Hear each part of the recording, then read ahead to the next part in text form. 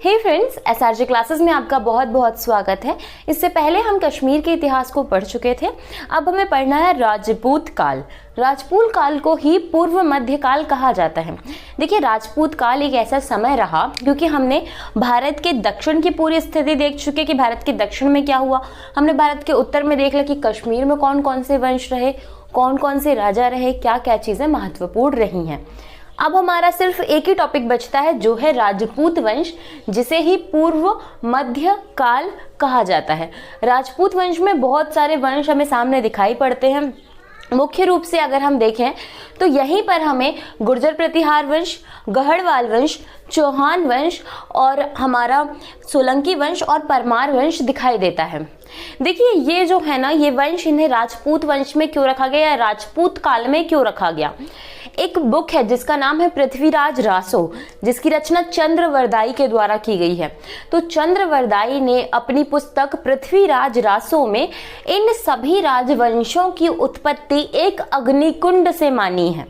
मतलब चंद्रवरदाई ने एक अपनी जो किताब है जिसका नाम है पृथ्वीराज रासो, उसमें इन सारे राजवंशों की उत्पत्ति एक अग्निकुंड में जलती हुई आग से मानी है।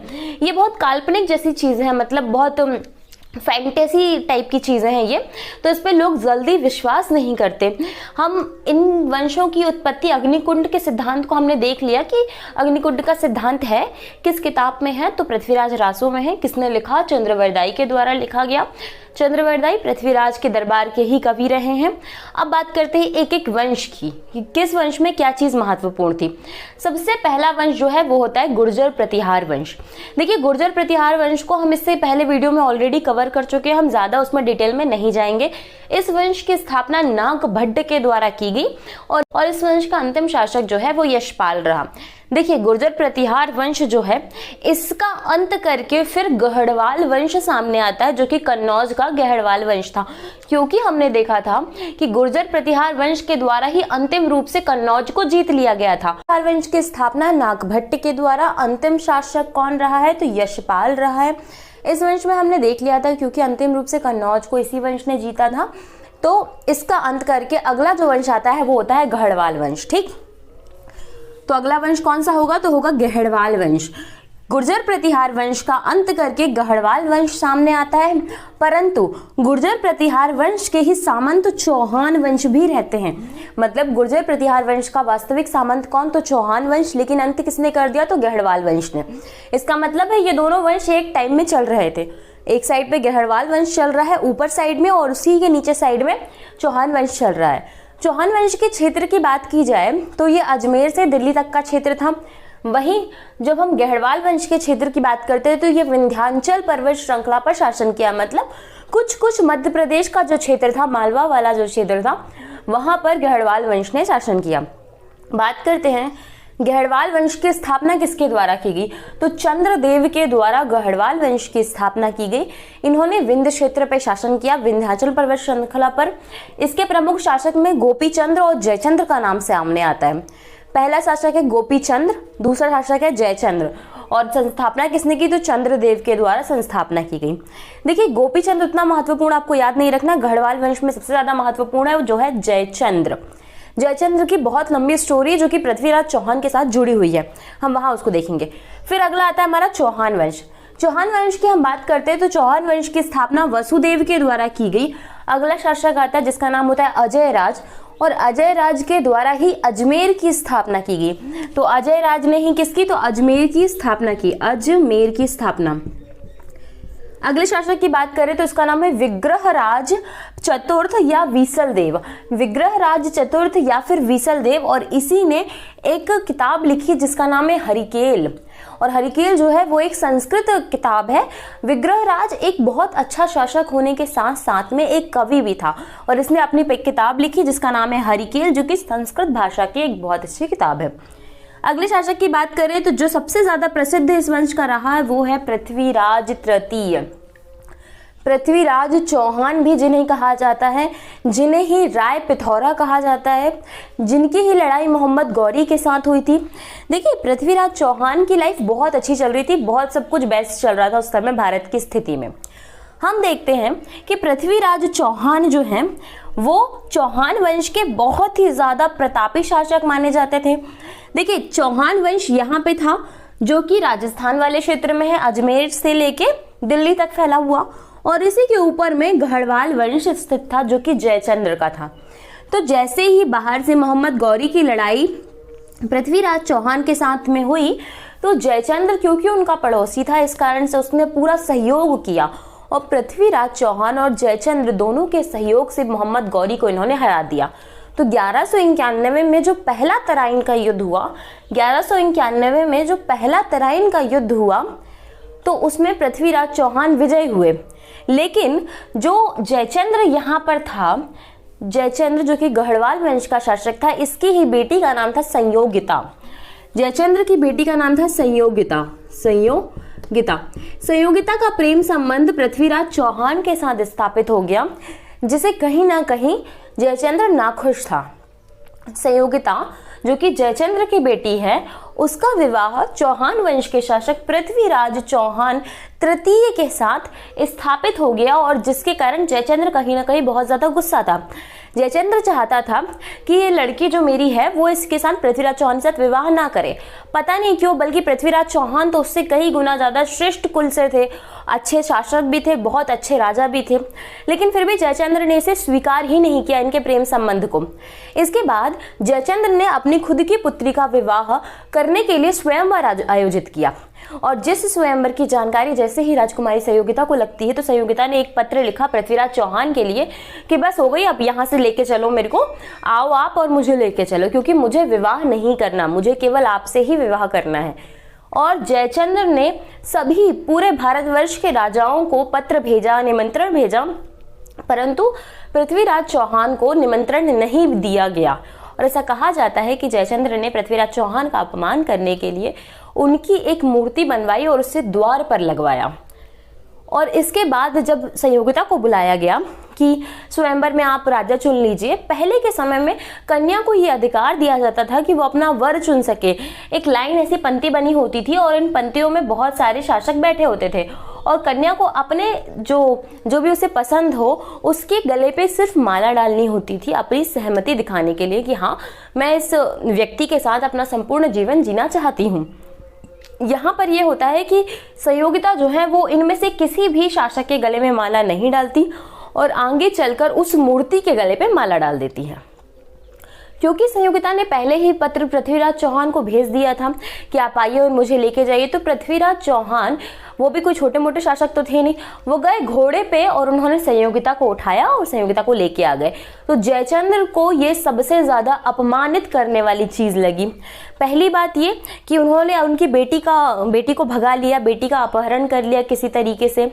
दूसरी बात यह कि भरे स्वयंवर में उनकी बेटी और पृथ्वीराज चौहान ने इनका अपमान किया। तो इस कारण से जयचंद्र का दिमाग हो गया खराब और वो इतना पागल, इतना मूर्ख शासक था कि ये गया वापस और उसने मोहम्मद गौरी को बुलाया, और मोहम्मद गौरी को बुलाने के बाद इसने बोला चलो अब आक्रमण करो, अब हम इसकी सहायता नहीं करेंगे। लेकिन जयचंद्र इतना बड़ा शासक तो था नहीं कि पृथ्वीराज चौहान इसकी सहायता ना करने से हार जाएं, परंतु जयचंद्र पृथ्वीराज चौहान की सेना के बहुत सारे राज जानता था और वो सारे राज उसने मोहम्मद गौरी को बता दिए, जिस कारण से हम देखते हैं कि आगे जयचंद्र के ही सहयोग ना करने की वजह से और उसके ही धोखा देने की वजह से पृथ्वीराज चौहान अगले तराइन के युद्ध में, जो कि 1192 में हुआ, इसमें हार जाते हैं और जयचंद्र भी कोई बच नहीं जाता। 1194 में जब चंदावर का युद्ध होता है, उसमें जयचंद्र मोहम्मद गौरी से हारता है। देखिए हुआ क्या यहाँ पे, सबसे पहले मोहम्मद गौरी आया, उसने पृथ्वीराज चौहान पर आक्रमण किया, परंतु जयचंद्र और पृथ्वीराज चौहान ने मिलकर आक्रमण को संभाल लिया और बच गए। लेकिन उसके बाद पृथ्वीराज चौहान ने संयोगिता के साथ विवाह किया, जिसके कारण जयचंद्र गुस्से में आया। वो गया वापस मोहम्मद गौरी के पास, उसने बुलाया उसको कि आप आओ आक्रमण करो, और पृथ्वीराज चौहान दूसरे आक्रमण में हार गए, जो कि 1192 में हुआ। और पृथ्वीराज चौहान जब इस आक्रमण में हार गए तो मोहम्मद गौरी ने उसका पूरा क्षेत्र ले लिया। अब जयचंद्र ने बोला कि भाई अब दे दो यार हमको ये क्षेत्र, अब तुम तो जीत चुके हो, अब मेरे को दे दो, मैंने तुम्हारी मित्रता थी तुम्हारी, मैंने इतनी अच्छे से तुम्हारी हेल्प करी। लेकिन वहीं मोहम्मद गौरी ने उल्टा ये बोल दिया कि भाई जो अपने देश के, अपने खुद के सगे बंधुओं का नहीं हो पाया वो मेरा क्या होगा। तो मोहम्मद गौरी ने 1194 में जयचंद्र के साथ युद्ध किया, जिसे चंदावर का युद्ध कहा जाता है, और उसके बाद गढ़वाल वंश का अंत हो गया। पृथ्वीराज चौहान का अंत हम देख लिया, चौहान वंश का अंत हमने देख लिया कैसे हुआ, मोहम्मद गौरी के द्वारा। मोहम्मद गौरी ने पृथ्वीराज चौहान को 1192 में हराया तराइन के दूसरे युद्ध में, उन्हें बंदी बनाया और उनके कुछ समय बाद उनकी मृत्यु हो गई या उनकी हत्या कर दी गई। ठीक, यहाँ गढ़वाल वंश की बात करें तो जयचंद्र जो था वो अंतिम शासक रहा, क्योंकि जयचंद्र की हत्या भी मोहम्मद गौरी के द्वारा कर दी गई। और इसके बाद जो ये पूरा साम्राज्य था वो किसको मिला, तो कुतुबुद्दीन ऐबक को मिला। मोहम्मद गौरी तो चला गया था। जैसे कि जयचंद्र ने अपनी बेटी का विवाह, संयोगिता का विवाह पृथ्वीराज से करना उचित नहीं समझा, उसका सीधे उल्टा ये हुआ कि जो मोहम्मद गौरी था उसने अपनी बेटी का विवाह कुतुबुद्दीन ऐबक के साथ किया, क्योंकि वो प्रेम संबंध में थे कुतुबुद्दीन ऐबक और मोहम्मद गौरी की बेटी। तो उसने विवाह कर दिया और कुतुबुद्दीन ऐबक को पूरा ये क्षेत्र दे दिया जिसमें गढ़वाल वंश और चौहान वंश शासन करते थे। बात करते हैं अगले वंश की, जो है परमार वंश। देखिए, परमार वंश में आपको महत्वपूर्ण तौर से राजा भोज, वाकपति मुंज के बारे में पढ़ना होगा। परमार वंश की स्थापना उपेंद्र राज कृष्ण राज सियक के द्वारा की गई। देखिए, इसे आप कहीं कहीं उपेंद्र राज बोल सकते हैं, कहीं कहीं इसे कृष्ण राज बोल सकते हैं, कहीं कहीं इसे सियक बोल सकते हैं। मैंने यहाँ पे सिर्फ सियक लिखा है। देखिए, गंगाधर ही शक्तिमान है, जो शक्तिमान है वही गंगाधर है, मतलब जो उपेंद्र राज है वही कृष्ण राज है, जो कृष्ण राज है वही सियक है।